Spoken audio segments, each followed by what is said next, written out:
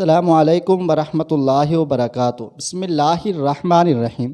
میری ماں بچپن میں مر گئی تھی۔ میں کم سن تھی کہ ابا نے دوسری شادی کر لی۔ سوتیلی ماں کے بارے میں جو سنا تھا اس سے بھی بڑھ کر ظالم نکلے۔ اسکول چھڑوا دیا کیونکہ وہ خود آرام پسند تھی۔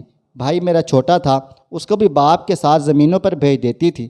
میرے لیے جب بھی کوئی رشتہ آتا اور ان کو ہمارے گھریلو حالات کا علم ہوتا تو کہتے کہ دو کپڑوں میں کون لڑکی بیاہ کر لے جاتا ہے، ہمیں یہ رشتہ منظور نہیں۔ رشتہ خراب کرنے میں میری سوتیلی ماں کا بھی کچھ نہ کچھ ہاتھ ہوتا تھا۔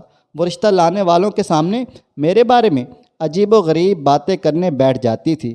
دراصل وہ نہیں چاہتی تھی کہ میرا رشتہ ددیال میں ہو یا میری سگی ماں کے رشتہ دار مجھ کو بیاہ کر لے جائیں۔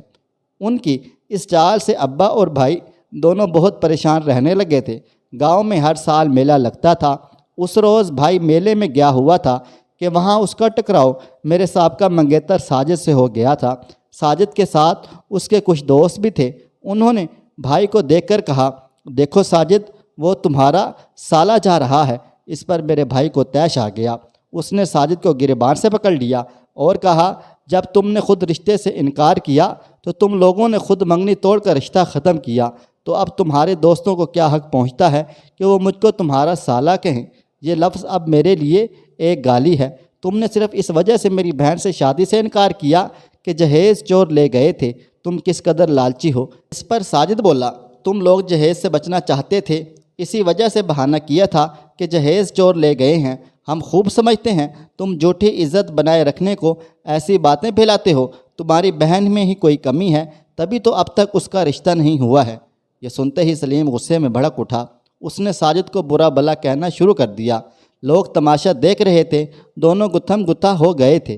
ایک بار ساجد کا داؤ چل گیا۔ اس نے اینٹ اٹھا کر میرے بھائی کے سر پر دے ماری، جس سے سلیم زخمی ہو گیا تھا۔ لوگ اس کو اٹھا کر ہسپتال لے گئے۔ اپنے بھائی کو زخمی حالت میں دیکھ کر میری چیخیں نکل گئیں اور میں زاروں قطار رونے لگی۔ اس کا سر خون سے بھرا ہوا تھا۔ مرہم پٹی کروا کر بھائی کو گھر لے آئے تھے۔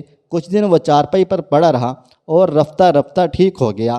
اس واقعے کے بعد سلیم کا دل ساجد کے لیے غصے سے بھرا رہتا تھا۔ وہ اس وجہ سے بھی پریشان رہتا تھا کہ چور میرا جہیز چرا کر لے گئے تھے، جس کے سبب منگنی ٹوٹی اور میرے ہاتھ پیلے نہ ہو سکے۔ بھائی اور ابو نے محنت مشقت کر کے بڑی دقتوں سے یہ جہیز بنایا تھا۔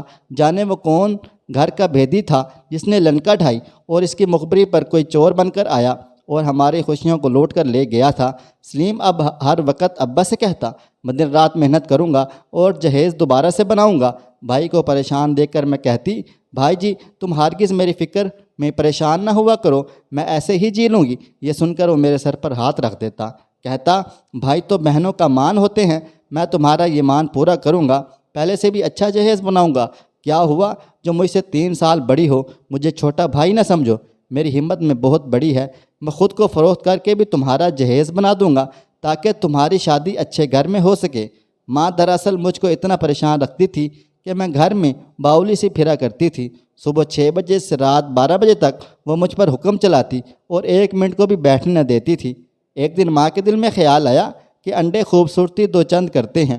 مجھ سے کہا، مجھے انڈے ابال کر کھانے ہیں، خالہ کے گھر سے جا کر انڈے لے آ، اگر اس کے پاس موجود نہ ہوں تو کسی اور گھر سے لے آنا جہاں مرغیاں ہیں، لیکن لانا ضرور، اور بغیر انڈے لائے گھر میں داخل مت ہونا۔ میں انڈے لینے گھر سے نکلی تو گاؤں کا ایک بدماش میرے پیچھے لگ گیا تھا۔ یہ گاؤں کا بدماش ترین آدمی تھا جس کو تھانے کی پشت پناہی حاصل تھی۔ یہ گاؤں کی ہر لڑکی پر میلی نظر رکھتا تھا۔ ادھر کم بخت انڈے تھے کہ کسی گھر سے نہیں مل رہے تھے، ادھر جگو بدماش پیچھا کر رہا تھا۔ گاؤں کے آخری گھر میں گھسنے لگی تو خیال آیا اب تو جگو نے میرا تعاقب ختم کر دیا ہوگا، لیکن وہ دیوار کی اوٹ میں چھپا ہوا تھا۔ شام سر پر تھی اور مجھے گھر جانے کی جلتی تھی، مگر صرف 2 ہی انڈے مل سکے کیونکہ یہ وہ موسم تھا جب مرغیوں کو انڈوں پر بٹھایا جاتا تھا تاکہ بچے نکال سکیں۔ اکثر گھروں میں انہوں نے اپنی مرغیاں انڈوں پر بٹھا رکھی تھیں۔ میں 2 انڈے پلو میں ڈال کر جلتی سے اس گھر سے نکلی۔ خبر نہ تھی جگو دیوار کے پیچھے بیٹھا ہوا ہے۔ اس نے دوڑ کر مجھ کو پکڑ لیا۔ تھانے دار کا وہ رشتہ دار تھا، بھلا اس کو کس کا خوف تھا؟ قریب ہی اس کا ڈیرا تھا۔ وہ مجھ کو ڈیرے پر لے آیا۔ اس نے میرا منہ اپنے مضبوط ہاتھوں سے دبا رکھا تھا۔ ڈیرے پر میں نے شور مچایا تو میرا بھائی جو قریب ہی ذمہ دار کے کھیتوں میں پانی لگا رہا تھا دوڑ کر آ گیا۔ اس کے ہاتھ میں پھاوڑا تھا، اس نے وار کر کے جگو کو شدید زخمی کر ڈالا اور بعد میں اس کی موت ہو گئی تھی۔ بھائی سلیم کو عمر قید ہو گئی اور میرا باپ اس دکھ کی تاب نہ لاتے ہوئے اللہ کو پیارا ہو گیا تھا۔ میری دنیا اندھیر ہو گئی اور ادھر ستیلی ماں کو ظلم ڈھانے کا وسیع موقع ہاتھ آ گیا۔ اب کون تھا جو مجھ کو اس کے ستم گر کے ہاتھوں سے بچاتا؟ گاؤں میں بن قصور بدنام ہو گئی تھی اور اس بدنامی میں میری ماں کا ہی ہاتھ تھا جو طرح طرح کے قصے میرے بارے میں گھڑ کر گاؤں والوں کو سناتی۔ ایک دن تنور پر روٹیاں لگاتے ہوئے مجھے سخت پیاس لگی۔ میں نے گھڑے سے پانی نکال کر پیا، اتنے میں ساری روٹیاں جل گئی تھیں۔ ماں کو روٹی جلنے کی بو آئی، وہ دوڑی آئی۔ جب دیکھا کہ 4 روٹیاں ایک ساتھ جل گئی ہیں تو اس نے پاس پڑی لکڑی اٹھا کر مجھ کو پیٹنا شروع کر دیا۔ بولی، کیا یہ آٹا تیرے خصم کے گھر سے آتا ہے جو انہیں بے دردی سے ساری روٹیاں جلا دی ہیں؟ جاؤ دفع ہو جاؤ اور شہر میں جا کر ڈوب مر۔ تو ہی غلط تھی جو جگو تجھ کو اٹھا کر لایا، ورنہ کون ایسے کسی کی بیٹی کو کھینچ کر ڈیرے پر لے جاتا ہے؟ تیرے کارن میرا سہاگ اور تیرا بھائی جان سے چلے گئے۔ اب نکل میرے گھر سے اور لوٹ کر ہرگز ادھر مت آنا۔ جب میں گھر سے نکلی کڑکڑاتی دھوپ کا وقت ہو کا عالم تھا۔ جانور بھی زبانیں نکالے گرمی سے پناہ مانگتے تھے۔ میں نے دروازے کی چوکھٹ کو پکڑ لیا۔ ماں نے قریب آ کر مجھ کو باہر گلی میں دھکا دے دیا اور دروازہ اندر سے بند کر لیا۔ تھوڑی دیر تو میں دروازے پر کھڑی سوچتی رہی کہ کہاں جاؤں گی۔ کئی بار دروازہ دھکے دے کر ہلایا مگر اماں گوہر ان کا غصہ عروج پر تھا۔ وہ ٹھنڈا ہوا اور اٹھ کر دروازہ کھولا۔ تبھی اس دن میرے دل کا دروازہ بھی ہمیشہ کے لیے بند ہو گیا تھا اور میں نے بابل کے گھر کی طرف سے پیٹ کر لی، کیونکہ اس 4 دیواری کے اندر ستیلی ماں ایک زخمی ناگن کی طرح پھنکار رہی تھی اور مجھ سے پیار کرنے والے اس پناہ گاہ سے دور جا چکے تھے۔ میں تھکے تھکے قدموں سے آڑی ترچھی اور لمبی پٹخنڈی پر چلنے لگی تھی۔ پسینے میں نہا جانے کی وجہ سے دھوپ کا احساس کم ہو گیا تھا۔ کچھ ہوا لگی تو گرمی میں راحت ملنے لگی۔ درختوں کے ساتھ ساتھ چلتی ایسی جگہ آ گئی تھی جہاں سامنے نہر بہہ رہی تھی۔ میں نے سوچا کہ جینے کا مجھے کوئی حق نہیں ہے، مجھے ڈوب مرنا چاہیے۔ میں منحوس ہوں، واقعی میری وجہ سے باپ اور بھائی گئے اور میں در بدر ہوئی۔ گاؤں میں کسی رشتہ دار کا در کھٹکھٹاتی جبکہ مشہور ہو گیا تھا۔ اس کو جگو اٹھا کر لے گیا تھا اپنے ڈیرے پر۔ نہ جانے اس کے ساتھ کیا ہوا، اس کارن سلیم نے عمر قید پائی۔